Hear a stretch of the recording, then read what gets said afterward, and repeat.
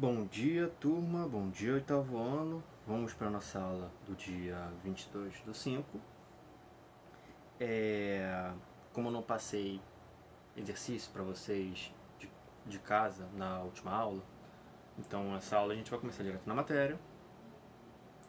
E vai ser uma aula mais extensa, porque nós não terminamos o módulo 2 antes do simulado, por causa das questões que a gente está passando de pandemia, que a gente ficou aí umas 2, quase 3 semanas sem aula, e alguns feriados caíram na sexta, a gente ficou um pouco atrasado com a matéria.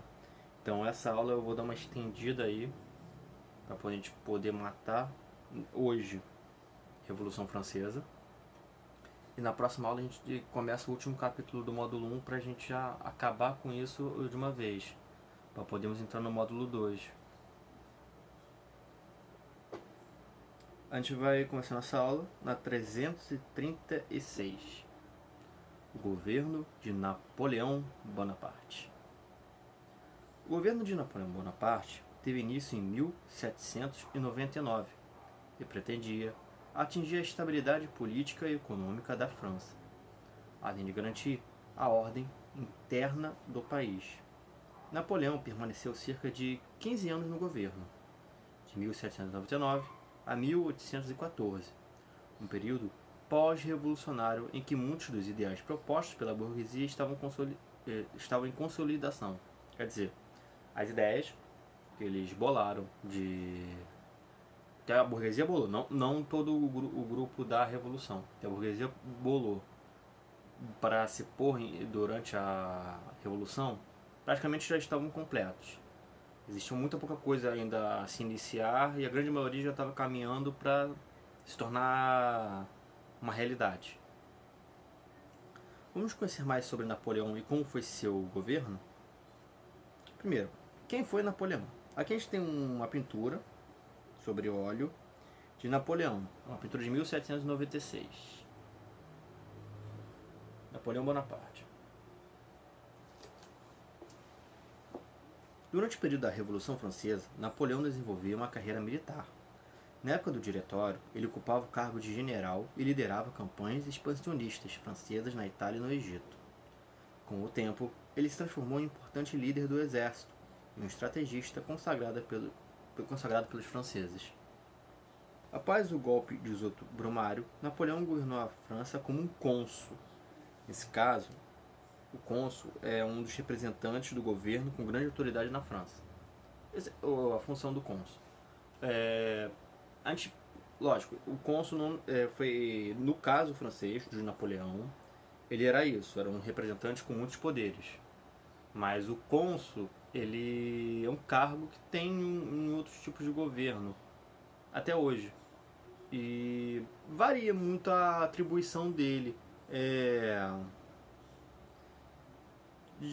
Tem países que tem presidente, tem cônsul. É meio difícil de explicar. Com o tempo ele se tornou um importante líder do exército francês e estrategista consagrado pelos franceses. Por quê? No período de revolução, você tem que ter ideia, ele não começou como general na carreira dele. Lógico, ele começou de baixo. Ele começou de baixo como tenente. Ele fez a escola militar, tudo mais. E o Napoleão era uma pessoa muito inteligente. E sempre muito esforçada. Uma das características do Napoleão, que vários historiadores e vários livros falam, é que ele sempre estudou bastante, desde criança. Napoleão, ele sempre foi muito aficionado por matemática, porque ele via que as guerras estavam mudando. E era preciso acompanhar as novidades. E a maioria das novidades em termos de guerra envolvia o conhecimento matemático. Então ele desenvolveu um grande conhecimento de matemática, mas também em outros setores, principalmente na liderança. Ele era um líder muito nato. Tem-se histórias da juventude dele em que as pessoas já viam que ele se destacava entre os outros. E Napoleão, quando começou a Revolução Francesa, ele foi para os lados dos franceses, do povo francês, não do rei. E ele foi aos poucos, dentro da Revolução, alcançando novos cargos militares, sempre através de vitórias para o lado da Revolução. Ele foi defendendo a Revolução em diversos momentos, suprimindo revoltas internas, brigas contra os revolucionários e ataques de nações estrangeiras. Ele foi crescendo em força, digamos. As pessoas começaram a acreditar mais nele, a se apegarem mais a ele. O Napoleão, antes do 18 de Brumário, ele já era visto como um herói, porque ele já tinha muitas conquistas para a Revolução. Após o golpe de 18 de Brumário, Napoleão governou a França como cônsul. Suas primeiras medidas foram institucionalizar a centralização do poder, organizar a cobrança de impostos e decretar a construção de diversas obras públicas. E o que isso quer dizer? Ele tornou institucional. Ele foi lá e baixou um decreto dizendo que toda a concentração de poder... O que seria a concentração de poder? A tomada de decisão, o poder político seria concentrado na figura do cônsul, ele. Ele organizou a cobrança de impostos porque ele precisava-se de uma renda para poder manter os esforços militares da defesa da Revolução. Vocês têm que ter ideia que por muito tempo a França revolucionária ela estava só se defendendo. Ela não tinha capacidade de atacar outros países. Ela tinha só que se defender. Então a preocupação principal era sempre a defesa. E a organização de impostos já era necessária, mesmo durante o período de crise, para manter as forças abastecidas. E decretou a construção de diversas obras públicas. Por quê? As pessoas precisavam de acesso às cidades, dentro das cidades precisavam circular, e, lógico, as batalhas acabam destruindo esses locais, as revoltas que acabam destruindo esses locais. Mesmo a população muito revoltosa acaba destruindo no momento de revolta contra os poderes. Então, a França precisava passar por obras, precisava passar por reconstruções, e ele falou, a gente não pode deixar isso para depois. Tá certo que agora a gente está envolvido em algumas batalhas, mas não pode deixar a infraestrutura das nossas cidades de uma forma ruim. A gente tem que nos voltar para isso. E até porque com cidades bem construídas e reconstruídas, nós podemos nos defender melhor do que ficar vivendo entre escombros. O Código Civil. Para legitimar as ideias burgueses e liberais que vinham sendo implantados pouco a pouco desde os tempos da Revolução, Napoleão aprovou em 1804 um novo Código Civil para a França. Esse documento estabeleceu a igualdade dos cidadãos perante a lei, a separação entre igreja e Estado, a possibilidade de casamento civil, o fim dos privilégios feudais e o direito à propriedade. Então, o Código Civil é um conjunto de leis que definia os direitos do cidadão. E, lógico, uma das coisas que estava até no lema da Revolução Francesa, liberdade, igualdade, fraternidade. A liberdade já tinha sido feita atrás, quando se decretou o fim da escravidão na França e nas colônias. Igualdade estava vindo mais agora, com a igualdade perante a lei. Todos os cidadãos da França são iguais perante a lei. Isso quer dizer, não importa em que família você nasceu, sua condição de vida, sua condição social.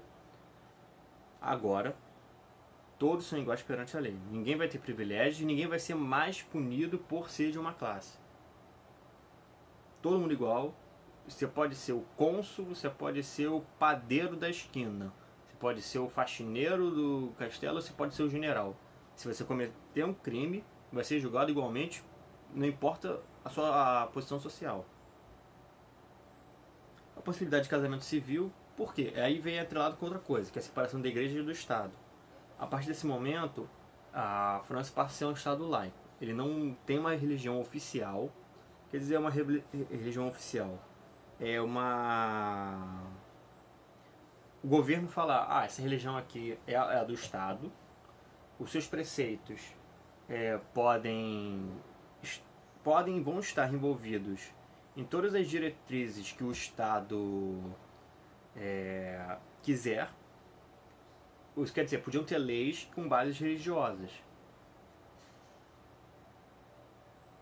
Isso seria um Estado religioso. Mas o Estado laico, ele fala, a gente não tem uma religião oficial.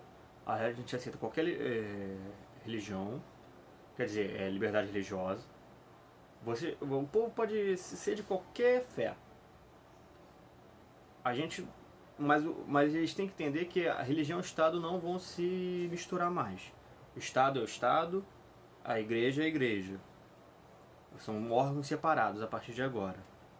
E com isso a possibilidade de casamento civil, quer dizer, digamos, antes uma pessoa para casar tinha que casar na Igreja Católica. Era obrigatório porque a certidão de casamento só era feita por padres, e bispos e membros da igreja. Então, um casamento na França só era válido antes disso se um sacerdote da religião oficial, que era a católica, testemunhasse ou assinasse um documento, uma certidão. Agora não. Agora um juiz civil podia fazer o casamento, realizar a cerimônia, e as pessoas não dependeriam da religião para serem casadas. Fim de privilégios feudais é o que eu falei na questão de igualdade perante a lei, já tem uma parte disso. Mas também, digamos, um nobre ser detentor de uma terra por questões hereditárias, mas sem documento legal sobre aquelas terras, só a tradição. A tradição diz que ele é daquela família e aquela família recebe os impostos. Acabou. Os impostos vão todos para o governo francês, não vai ter senhores locais administrando para o rei francês. A questão de ir para o governo francês já tinha desde a Idade Moderna, mas acontecia de uma parte ir para a família mais importante da região. Mas era só uma parte, agora acabou. Tudo vai para o Estado representando o povo. E o direito à propriedade. Quer dizer, as pessoas antes elas estavam num terreno, aquele grande terreno era de uma família nobre, e os nobres meio que alugavam aquele local. Inclusive a maior fonte de renda dos nobres era aluguel de terras. Eles alugavam um local, a pessoa construía sua casa, mas a casa nunca seria da pessoa, sempre seria do nobre. Agora acabou. A pessoa pode ser dona daquela terra, independente, está ligado a uma pessoa ou um governo, essas coisas. Contudo, em alguns aspectos, o código ainda apresentava características conservadoras. As mobilizações, as greves, os protestos contrários ao governo eram proibidos, assim como a associação em sindicatos. Além disso, o código não reconhecia a igualdade social entre homens e mulheres, atribuindo às mulheres papéis inferiores no âmbito familiar. Isso quer dizer, teve avanços, de fato, mas até por uma característica muito forte que a gente vê em vários países europeus, da tradição, não ocorreu avanços totais, foram só parciais. E por isso que mobilizações de pessoas tradição dos povos, era a tradição dos povos europeus, ver mobilização de pessoas sem a liderança de um nobre, sem a liderança de um sacerdote, essas coisas, de pessoas de classes superiores, como uma ameaça.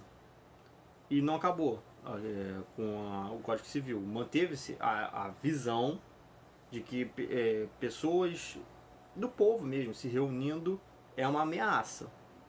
Não pode deixar. Então, proíbe greve, proíbe protesto, proíbe manifestação.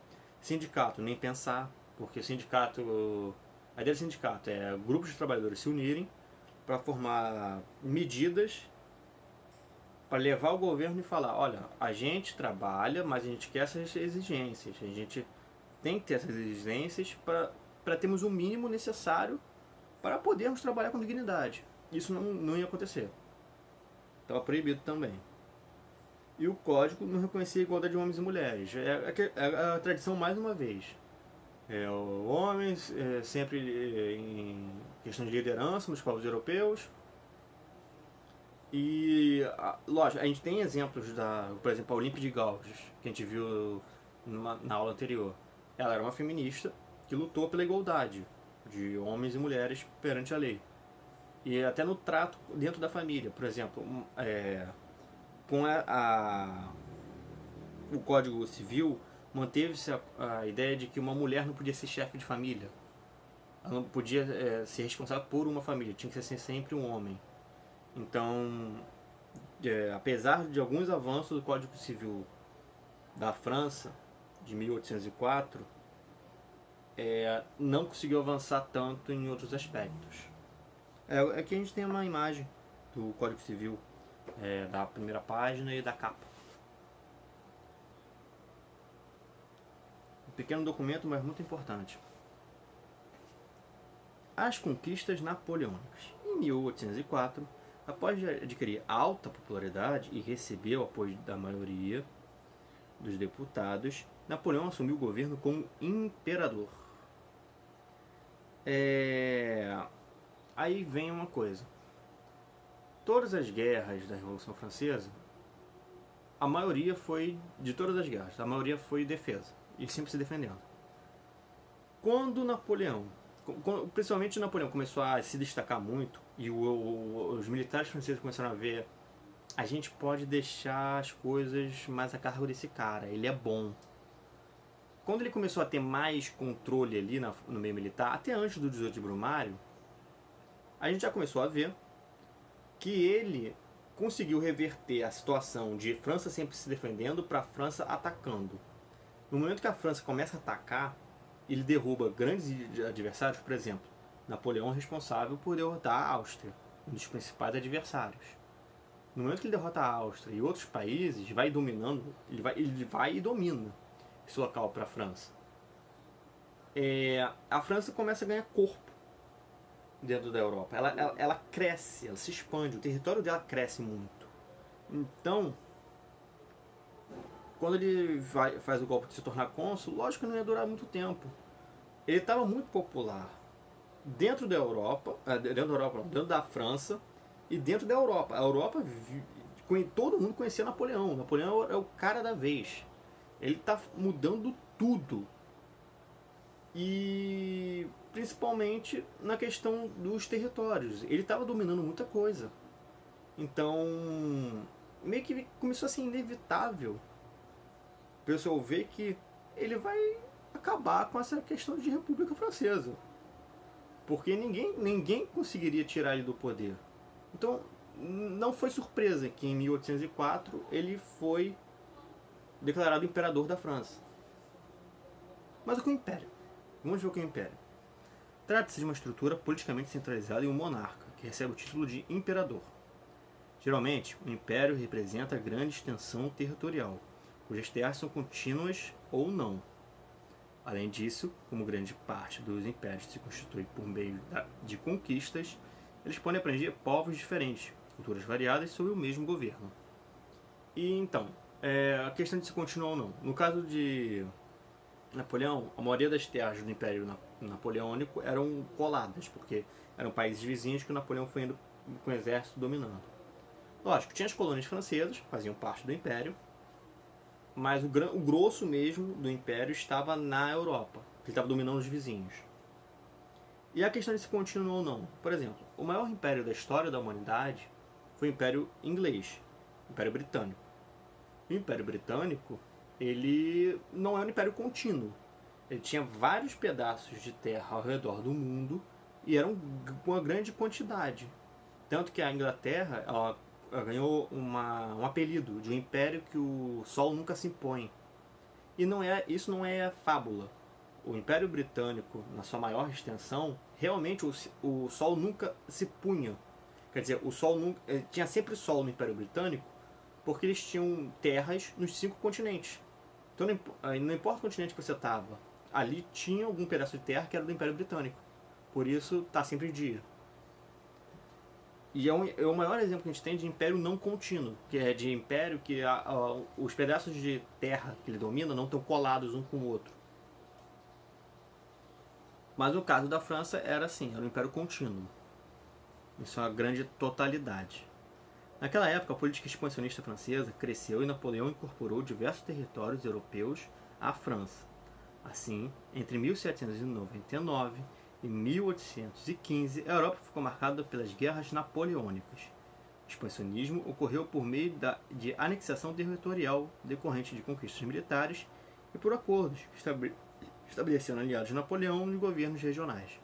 Então, era o seguinte, nesse período de 1799 a 1815, na Europa, toda a guerra tinha a ver com Napoleão. Por isso foram as guerras napoleônicas. Ele estava se expandindo, ele estava dominando tudo. E ele chegava, depois de um tempo, depois que ele ficou muito forte, ele chegava para o país e falava: olha, seja meu aliado. Se não for meu aliado, eu vou te invadir. Aí o governante desse país tinha duas opções: falar, sim, tudo bem, sou seu aliado, você não me invade, e eu corto relações com todos os seus adversários, ou não quero ser seu aliado. E ele ia lá e invadia, e geralmente ele dominava. Por que ele conseguia tantas vitórias assim? Então, como eu falei, ele era um cara muito estudioso. Ele estudou bastante técnicas militares e outras áreas de conhecimento, como matemática, geometria e por aí vai. Então, ele aplicava todo esse conhecimento dele dentro do campo de batalha, na organização do exército, na forma como atacar, na forma como se defender. Então ele começou a mudar tanto a forma de se fazer combate que os adversários não sabiam acompanhar ele.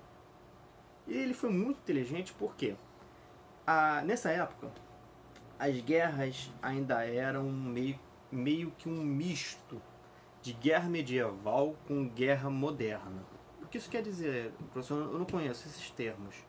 Então, uma guerra medieval é uma guerra de quantidade. Vem um grupo de pessoas, vem outro grupo de pessoas, eles combinam um local para se enfrentar e eles avançam um sobre o outro, vai tendo pancada, até um exército se render. Ou perder totalmente, por aí vai. E a guerra moderna são guerras à distância, com armas de fogo. Nessa época tinha armas de fogo. Ainda eram aquelas armas muito iniciais, em que tá a arma, você tem que botar pólvora, socar a bola, botar mais pólvora, socar a bola. Aí você tem que botar mais um pouco de pólvora para socar, para fazer uma pressão, atirar e bum. Aí você vai mais uma vez, ficando esse tempinho. Tipo, a arma de fogo, ela era potente, ela já fazia uma diferença, mas ela era muito lenta para agir. E Napoleão teve a grande sacada dentre todas as que ele teve. Foi com isso. O tempo de recarga. Ele sempre que o exército francês atacava 3 pessoas juntas. Aí um atirava. Aí quando um atirava, eles giravam. Aí o segundo atirava. E quando o segundo estava atirando, o terceiro estava recarregando. Aí girava. Aí o terceiro atirava. Quando o terceiro atirava, o segundo estava recarregando e o primeiro já recarregou. Aí eles faziam sempre uma volta, os soldados. Com isso, eles não tinham tempo parado, se preparando para voltar a atacar, que outros exércitos tinham. E aí, eles conseguiam uma grande vantagem à distância, e quando a luta chegava de perto, em que se tinha que puxar uma espada, ou bater com a arma, que a arma naquela época tinha uma lâmina que a gente chama de baioneta, a maioria dos exércitos inimigos já estava cansado de levar tanto tiro. E o exército francês tinha vantagem. Além de todo o comando do Napoleão, que era excepcional. Ele sabia olhar para o campo de batalha e ver aonde o inimigo estava fraco. Onde ele estava forte, onde tem que puxar os inimigos fortes para afastar dos fracos, para a gente juntar nos fortes e depois ir nos fracos. Ele tinha uma visão militar de estratégia muito boa.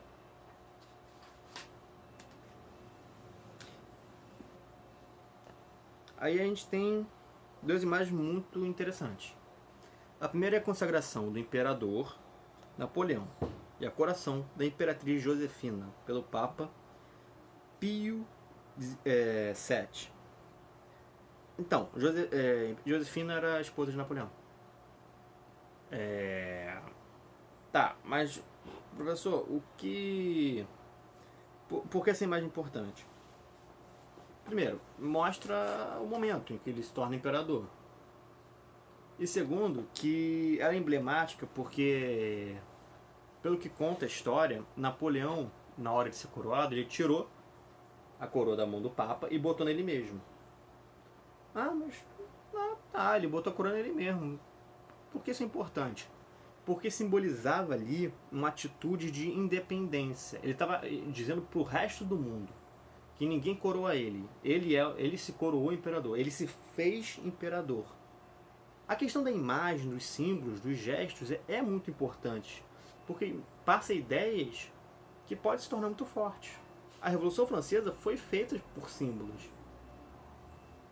E aqui embaixo a gente tem uma difusão de imagem heróica. O que é difusão de imagem heróica?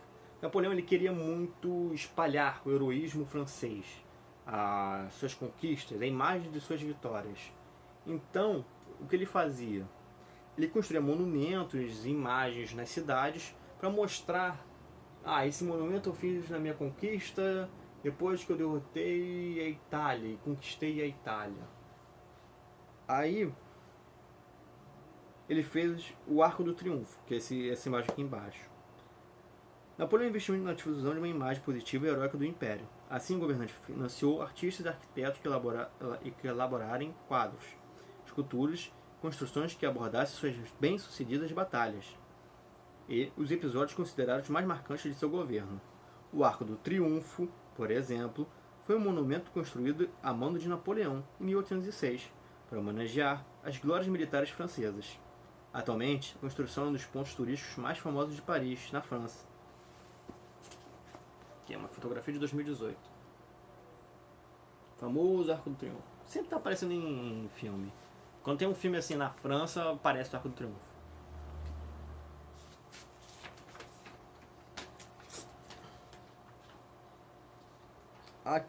Agora vem uma coisinha que a gente vai ver que influenciou muito a nossa história, que é o bloqueio continental. Em 1812, as conquistas de Napoleão já alcançavam quase a totalidade do continente europeu. Nessa ocasião, a Inglaterra passou a ser um grande empecilho nos planos do imperador francês, pois além de representar uma forte potência econômica, o país vinha resistindo aos seus avanços militares. E a gente tem que lembrar, historicamente, França e Inglaterra são adversários. A famosa Guerra dos 100 Anos foi entre os dois. Eles ficaram 100 anos, não foi sem paradas, estiveram parados, mas dentro de 100 anos eles deram continuidade a uma guerra pelo mesmo motivo.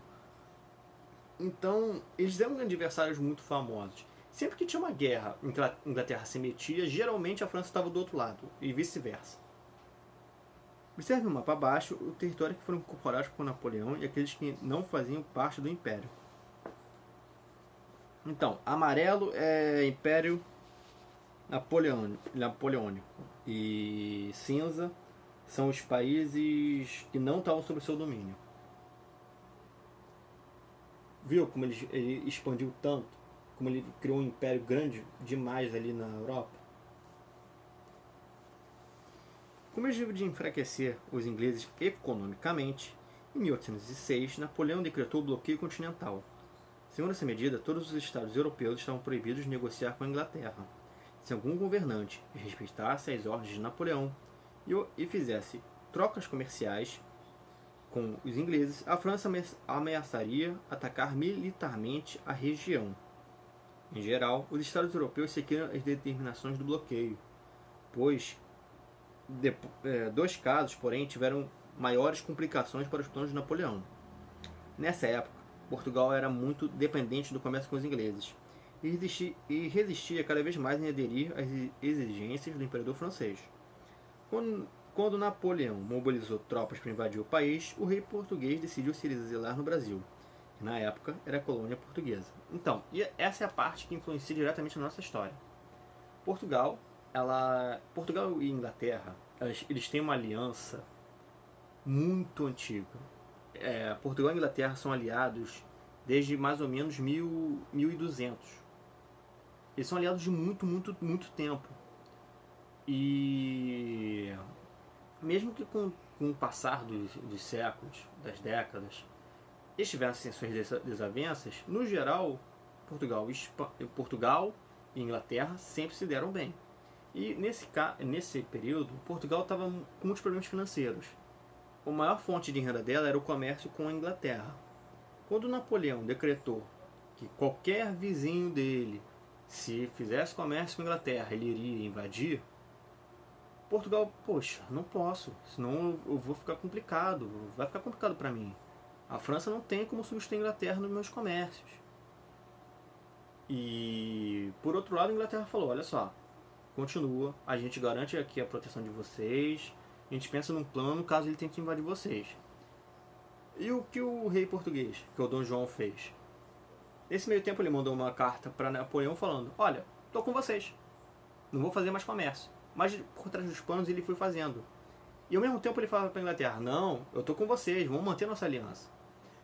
Napoleão ficou nessa coisa de fazer negócio né, fazer negócio com outro, fazer negócio com um, fazer negócio com outro. E a gente tem que pensar, por mais forte que seja o exército napoleônico, não fazer guerra é o ideal. Se você pode vencer sem fazer guerra, você vai optar por isso. E Napoleão, lógico, como um gênio militar, ele sabia dessa ideia. É uma coisa que praticamente todos os gênios militares sabem. Se você pode ganhar sem fazer guerra, não faça guerra. E Napoleão, ele acreditava na carta de Dom João. Estava acreditando. Só que aí um dia chegou um relatório para ele. Portugal está fazendo comércio com a Inglaterra. Aí Napoleão chegou para Dom João. O que está acontecendo aí? Você não disse que estava comigo? Não está fazendo comércio com eles? O que está acontecendo? E aí nesse momento, Dom João ficou acuado. Ele, nossa, e descobriram. O que eu faço? Aí a Inglaterra lembrou Portugal de um protocolo que eles têm. Que é um protocolo. Protocolo é uma medida, pode ser uma diretriz de várias ações que você tem que tomar caso um erro aconteça. Que Portugal criou, que é, em caso de uma invasão que não dê para defender o território de Portugal, a coroa portuguesa, junto com os nobres, devem fugir para o Brasil. Por que para o Brasil? É um território muito grande, que é território português, é a colônia portuguesa, e fica do outro lado do Atlântico. Então, eles fogem para um local que é muito extenso, em que tem várias opções de eles se esconderem aqui, e que eles podem defender com mais facilidade, porque a travessia do Atlântico ainda não era como é hoje, não é uma coisa tranquila de se fazer. Sim, haveria riscos, apesar de que a tecnologia naval sempre veio evoluindo. Mas Portugal, eles estavam com um problema, os navios deles não estavam em boas condições, até pela questão financeira deles. Aí que a Inglaterra falou, olha só, bota esse protocolo de fuga de vocês e a gente faz a escolta de vocês. Porque a grande diferença, e o que sempre deu problema a Napoleão Napoleão tinha um exército incrível. O exército de Napoleão era impecável. Mas a marinha da Inglaterra era incrível. Então, enquanto Napoleão tinha o melhor exército, a Inglaterra tinha a melhor marinha. E para invadir a Inglaterra, tinha que se ter uma marinha que fizesse o transporte. E Napoleão não tinha de jeito nenhum como fazer esse transporte, porque a marinha dele era muito inferior à da Inglaterra. Então, quando a Inglaterra viu, eles vão passar pelo Atlântico, ali é o domínio da minha marinha. Não tem como os franceses nos atacarem. Aí que ele veio com essa opção e Dom João fez. Quando Napoleão invadiu Portugal, Dom João já tinha escapado há muito tempo. Tanto que Napoleão fala que Dom João VI foi a única pessoa que o enganou. E por que mexeu com a nossa história? A gente vai ver isso mais pra frente, mas a vinda de Dom João pra cá fez do Brasil Reino Unido a Portugal. Ele deixou de ser colônia para ser uma parte do reino com outras leis, outros benefícios. Então nos deu a sensação de como é ser um país não colônia. O que depois veio a influenciar na nossa independência. Outro grande desafio para Napoleão foi a Rússia, que também não aderiu ao bloqueio. Em represália e também por almejar ocupar o território russo, Napoleão invadiu o país em 1812. A Rússia era um caso à parte, por quê? Os outros países geralmente eram muito pequenos, pouca população. A Rússia não. A Rússia é um país enorme. Ele tem uma parte na Europa e a grande parte dele está lá para a Ásia. E a Rússia é um país que as condições climáticas são complicadas para o invasor, mas os russos estão acostumados a ela, então para defender é tranquilo. Lógico, a Rússia não fez isso à toa. A Rússia já estava dentro das coalizões, que é a união de países, das coalizões que atacavam a França. A Rússia já está nessa há um tempo. Ele já, inclusive, Napoleão já tinha derrotado o exército russo em algumas ocasiões, mas não na Rússia. É nesse momento que Napoleão vai para a Rússia atacar eles, porque a maioria dos aliados da coalizão já tinham caído. Napoleão mobilizou um grande número de soldados para a invasão francesa na Rússia. Isso aí a gente está iniciando o fim do Império Napoleônico. Cerca de 600 mil pessoas adentraram o território russo, formando o exército La Grande Armée, que é o grande exército. 600 mil pessoas, gente, é muita coisa. É muita coisa, muita coisa. A gente tem que se tocar que a população dos países não eram tão numerosas quanto hoje em dia. 600 mil, aliás, até hoje em dia, 600 mil soldados é muita coisa. Porém, muitos problemas dificultaram a invasão. A tática russa de terra arrasada consistia em deixar sem suprimento as cidades por onde Napoleão passava, dificultando o abastecimento das tropas.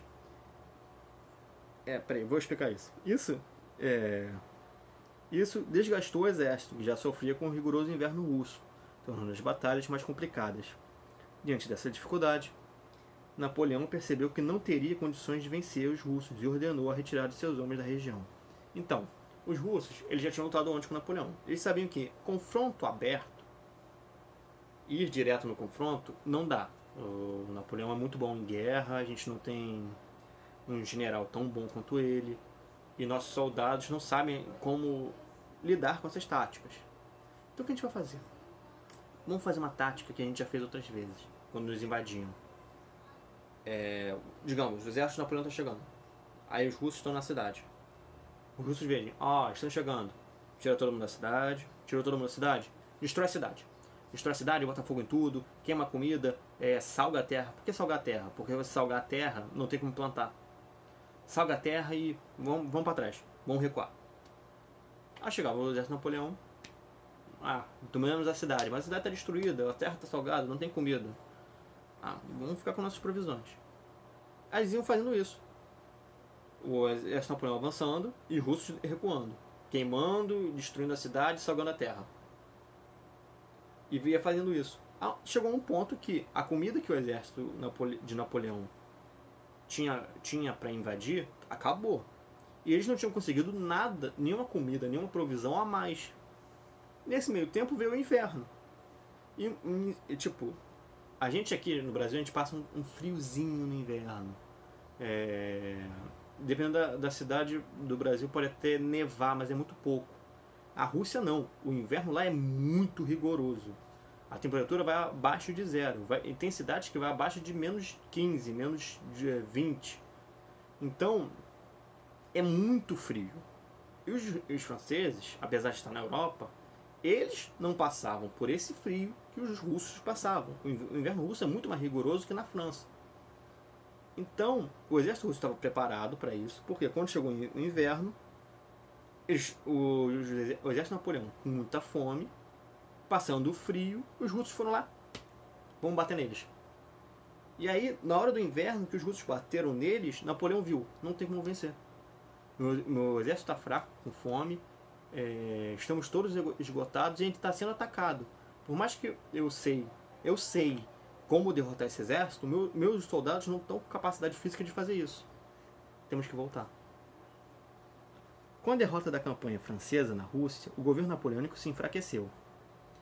Então, isso aqui é uma coisa que o livro não contou, mas dos 600 mil soldados que o Napoleão entrou na Rússia, só 30 mil voltaram. O resto morreu do frio, morreu de fome, desertou. O que é desertar? É fugir. Não aguento mais. Fugiu. ou o exército russo matou. Aproveitando tal situação, alguns estados europeus resolveram se unir para frear os avanços franceses. Uma aliança foi formada entre Inglaterra, Prússia, Áustria, Rússia e Suécia para derrotar Napoleão. Em 1814, a França foi invadida e Paris foi tomada. Sob grande pressão das nações estrangeiras, Napoleão aceitou abdicar do governo. Exilou-se na ilha de Elba. Assim, chegava ao fim do Império Napoleônico. O que isso quer dizer? Ele perdeu na França, ele perdeu na Rússia e foi voltando. Quando ele foi voltando, os outros países souberam. Ih, Napoleão perdeu. O exército dele está fraco. Está na hora da gente se levantar e ir contra ele. E os países que estavam sob o domínio dele, que não gostavam dele, se levantaram e começaram a atacar. Aí começou a acontecer várias... Cadê o Império? Aqui, ó. Nesse grande território aconteceu vários combates em vários pontos. O exército francês não aguentou. Aí essa aliança invadiu a Paris, tomou Paris, capturou o Napoleão e exílio. A gente não vai matar você, porque a gente respeita você, mas você vai para fora da Europa, vai para aquela ilha onde Deus nem se lembra que ela existe. E assim veio o fim ao período napoleônico. As guerras e a arte. Alguns artistas representam na arte o contexto das guerras napoleônicas. Francisco de Goya, por exemplo, foi um artista espanhol que viveu nesse período e denunciou as atrocidades das guerras entre franceses e espanhóis. Na série de desenhos, Os Desastres da Guerra, composta por cerca de 80 gravuras, Goya explica os horrores praticados pelos exércitos dos dois lados no conflito. Aqui tem a gravura dos Desertores da Guerra, de 1810, em que Goya representa as atrocidades do período de conflito entre franceses e espanhóis. O problema da deserção, de pessoas fugindo do exército, é que em um momento de paz, um desertor é preso, porque está no Código Militar e não pode fazer isso. Em momento de guerra é pior, porque você deixar uma pessoa escapar, pegar ela e não fazer nada com ela, pode gerar a ideia em outros soldados durante a guerra que melhor eu ser capturado e preso pelo meu exército do que ficar aqui lutando. E isso vai enfraquecer o exército. Então, geralmente, desertores eram muito punidos com castigo físico, se não mortos. O que está acontecendo aqui nessa imagem.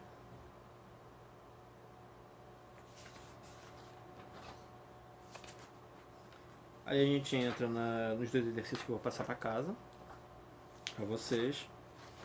E eu vou dar uma pequena pausa agora, porque eu vou passar algumas coisas em sala de aula para vocês copiarem.